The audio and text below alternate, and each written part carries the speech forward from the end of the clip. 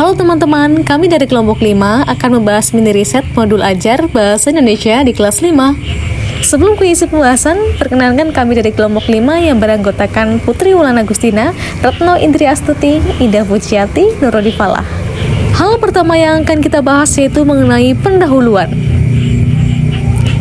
Tugas mini riset ini disusun untuk memenuhi tugas mata kuliah Inovasi Bahasa Indonesia. Pada mini riset modul ajar ini, kami akan menganalisis modul ajar kelas 5 dengan menggunakan kurikulum Merdeka. Hal yang selanjutnya yang akan kita bahas yaitu mengenai rumusan masalah dan tujuan penelitian, yaitu untuk mengetahui ketepatan antara rumusan tujuan pembelajaran CP, TP, ATP, mengetahui keselarasan antara tujuan pembelajaran, asesmen, media, materi, dan strategi pembelajaran, mengetahui inovasi yang terdapat di dalam modul pembelajaran.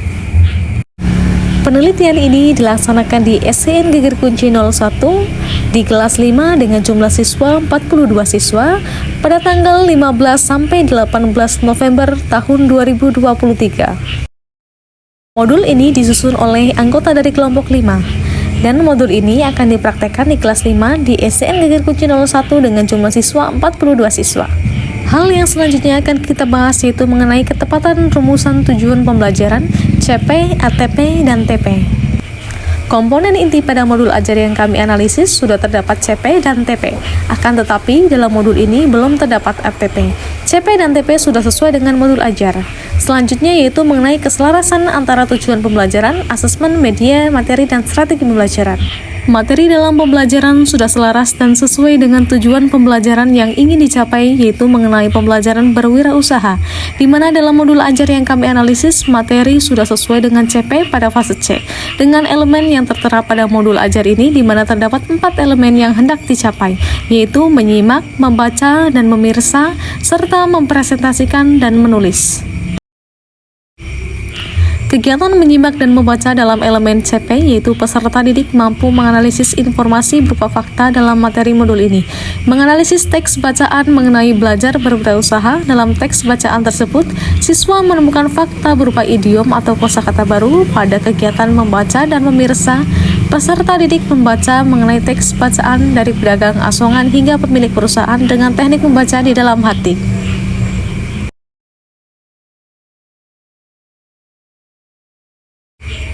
Kegiatan menulis dalam elemen CP yaitu peserta didik mampu menulis kosakata baru yang bermakna denotatif, konotatif, dan kiasan. Hal ini sudah selaras dengan materi yang terdapat dalam modul yaitu mengenai kosakata baru dengan makna denotatif. Kegiatan berbicara dalam elemen CP yaitu peserta didik mampu menyebutkan fakta berdasarkan teks yang tersedia. Hal ini sudah sesuai dengan materi yang terdapat dalam modul yaitu peserta didik mampu menjawab pertanyaan yang terdapat dalam teks bacaan dari pedagang asongan hingga pemilik perusahaan. Keselarasan antara asesmen pembelajaran. Dalam modul ini sudah terdapat asesmen baik formatif secara berkelompok di mana serangkaian LKPD tersebut berkesinambungan dari menentukan ide pokok dari sebuah teks bacaan, membuat kalimat tanya menggunakan kata tanya dari kalimat tanya yang telah dirangkai oleh peserta didik, kemudian direalisasikan dalam bentuk wawancara di mana peserta didik melakukan kegiatan wawancara dengan pedagang sekitar.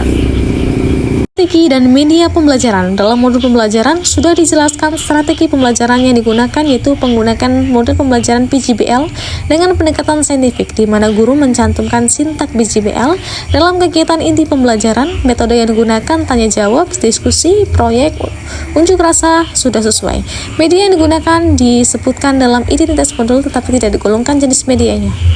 Inovasi pembelajaran yang digunakan dalam strategi pembelajaran yaitu inovasi dalam strategi pembelajaran yaitu PJBL, Project Based Learning dengan pendekatan saintifik. Media pembelajaran inovasinya adalah dalam media ini yaitu pemanfaatan teknologi berupa alat perekam yang digunakan peserta didik untuk melakukan kegiatan wawancara.